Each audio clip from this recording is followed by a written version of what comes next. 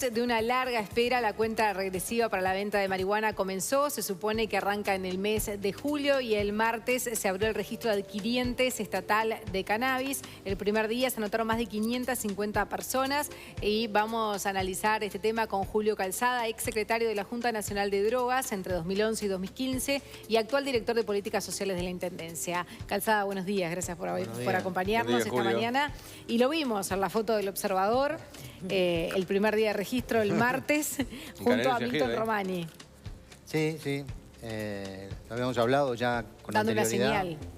Claro, nos parecía que era consecuente, algo que impulsamos, que promovimos, estar en el momento en que se concretara, reafirmando que creemos en el proyecto, creemos que este es un mecanismo idóneo, que le da garantías a todos y que no vamos a tener ningún problema para ingresar en ningún país porque esto sea divulgado por ninguna fuente, ¿no? Que nadie va a tener acceso a eso. Bueno, nosotros somos personas públicas y lo hicimos público de esa manera, pero quien lo haga de manera anónima puede tener todas las garantías de que el registro es efectivamente anónimo y está protegido por la ley de datos. Uruguay con esto es el primer país que logra armar un registro, un proceso que al ser los primeros también te ha tenido sus inquietudes, sus novedades y demás. ¿Pero alguna vez dudaste que se llegara a esta etapa, por lo menos? No, realmente no. Yo siempre tuve, bueno, primero pleno respaldo del presidente Mujica.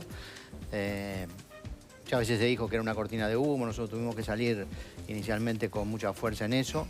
Hubo muchas dificultades, sin duda, dificultades incluso dentro de la fuerza política.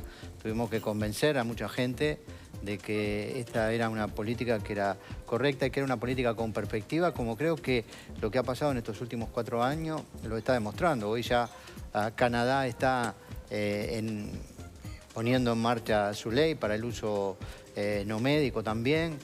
Y otros países han avanzado muy significativamente en esa línea, ¿no? El caso de Alemania, donde fuimos también en el año 2014 a difundir lo que estábamos haciendo, ¿no? Y donde ellos tomaron los aspectos vertebrales, crearon un instituto de regulación del cannabis, tienen un registro, tienen un conjunto de elementos que han tomado, como nosotros tomamos de otros también, ¿no? Nosotros, en el momento que hicimos la propuesta de la ley y de la regulación, hablamos con todo el mundo, ¿no? Canadienses. Claro, todas las experiencias que había. Ahora, yendo un poco más atrás en el tiempo, ¿no? Allá por el 2012, mediados de año, se anuncia esto en el marco de un paquete de medidas de seguridad. Y la ley se votó en el 2013.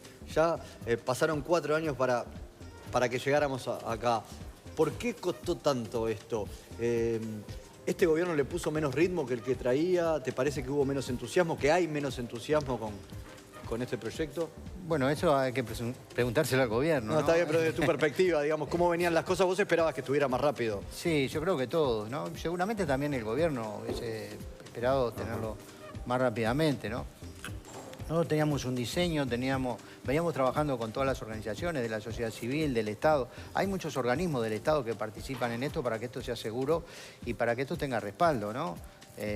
Participó el Instituto Nacional de la Semilla, bueno, todo el Ministerio de Ganadería, el Ministerio de Salud Pública. Entonces hay un conjunto de elementos que hacen que naturalmente las cosas vayan un poco más lento de lo que uno la piensa, ¿no? Tuvimos que montar el Instituto de Regulación y Control de Cannabis de cero y sin presupuesto, porque era año electoral, no se podía votar presupuesto. No te diré que fue voluntario, pero las personas que pasaron en comisión para implementar esto y desarrollar esto, sin duda que invirtieron una cantidad de tiempo de sí mismo que no fue retribuido, ¿no? Porque estaban dentro de los parámetros de los trabajos que ya tenían. Entonces, Julio, allá en 2011, cuando tú asumiste la Junta Nacional de Drogas, ¿ya había una idea de legalizar la marihuana o esto cae después en el 2012 con bueno, estas medidas de seguridad del gobierno de Mujica? No, tenemos que tener en cuenta que en el 2010 había 2 proyectos en el Parlamento, uno presentado por el entonces diputado Lacalle Pou y el otro presentado por Sabini, Radío y Amado. Yo creo que había un consenso en el año 2010 en el sistema político y en el Parlamento en particular de que era necesario modificar las políticas de drogas. Está en el Congreso del Frente Amplio del año 2009 la necesidad de modificar las políticas de drogas, lo que no estaban los detalles de cómo iba a ser. Pero, digamos, el sentimiento político, la sensación política era de que había eso. Los proyectos eran muy diferentes. El proyecto de Lacalle Pou era un proyecto que tenía características muy particulares porque liberaba la producción totalmente y aumentaba las penas, ¿no? Nosotros nos oponíamos a eso, nos parecía que tenía que ser hecho a la medida nuestra, porque lo que nosotros defendimos desde mucho antes, ¿no? Desde que estaba la primera etapa del licenciado Román e incluso desde la época de Leonardo Costa en la prosecretaría de la presidencia del gobierno de Valle, ya estaba esto arriba de la mesa. Estos procesos no se hacen de un día para el otro y no son una decisión de un dirigente.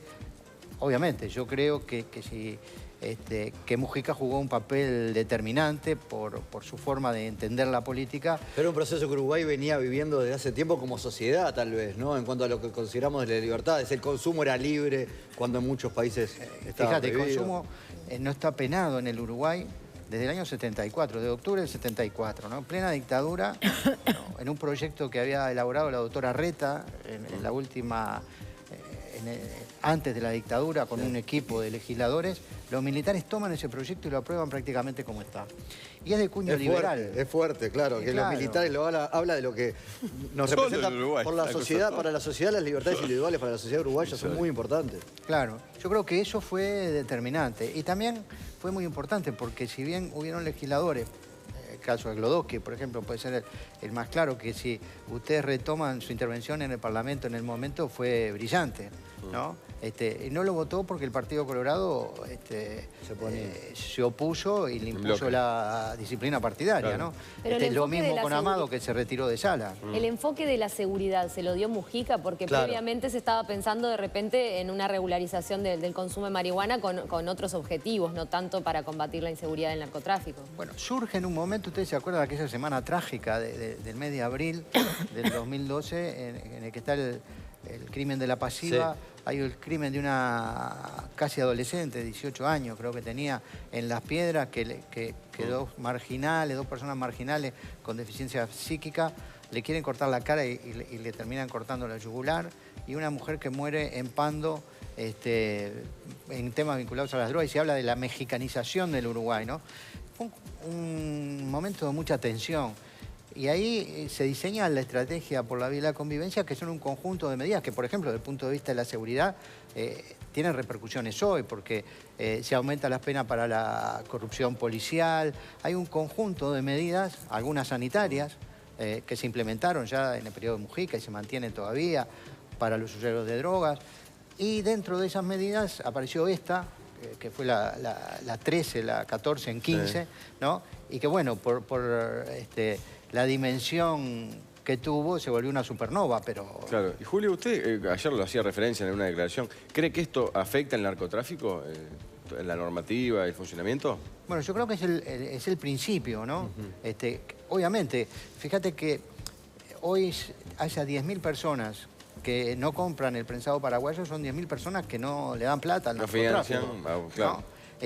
Y sobre todo me parece que lo más importante es que son 10.000 personas que no se vinculan con los mercados criminales ni con las organizaciones criminales, porque nosotros dijimos hay que separar los mercados, ¿no? Porque vos vas a buscar marihuana a una boca y te ofrecen tris, te ofrecen todo lo que tengan y si no lo inventan. ¿No? Además de no fumar esa porquería, ¿no? Bueno, sí, eso aparte, ¿no? Sí. La salud de la persona que ¿Qué expectativas tenés de lo que va a pasar en julio una vez que empiecen a vender las farmacias? Porque además va a estar todo el mundo mirando Ojo, ¿no? porque el registro sigue, ¿no? Mucha gente piensa que dura unos días. Se pueden ir a registrar, pero a partir de julio empezaría la venta. Mira, yo creo que acá no va a pasar lo que pasó en Colorado en el 2013, cuando el 1 de enero se abrió y se agotó, ¿no? Porque es otra cultura, porque es otra realidad. Creo que va a ser progresivo, que normalmente la gente va a ir creyendo en esto. En el Uruguay pesa mucho la legitimidad y por eso nosotros tuvimos esa actitud también con Román y de ir, decir, ¿verdad? Hay que contribuir a legitimarlo. Este sistema. Y a mí me pareció interesante porque la gente que se registraba no eran los encasillados, ¿no? Bromeábamos ahí, no vino nadie con raftas, ¿no? Todos los que estábamos ahí.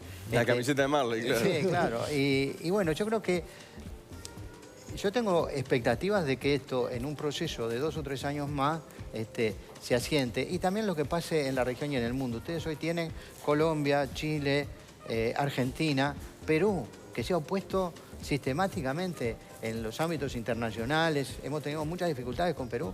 Yo estuve la semana pasada en Lima y el presidente Kuczynski, en una reunión en la que tuvimos con la Universidad de Columbia, anunció la constitución de un grupo, que había varios integrantes ahí, en el Ministerio de Salud Pública para la regularización del cannabis medicinal. Porque esto no... Fue algo que empezó, que no tiene vuelta, que no tiene retorno. No empezó con nosotros, viene de antes, como decía. Nosotros jugamos un papel en un momento, hoy lo juegan otros. Está bien. Bien, Julio Calzada, muchísimas gracias por acompañarnos. No, gracias a Julio. ustedes y Gracias. bueno, a las órdenes. Gracias. Muchas gracias, Julio. Damos paso a...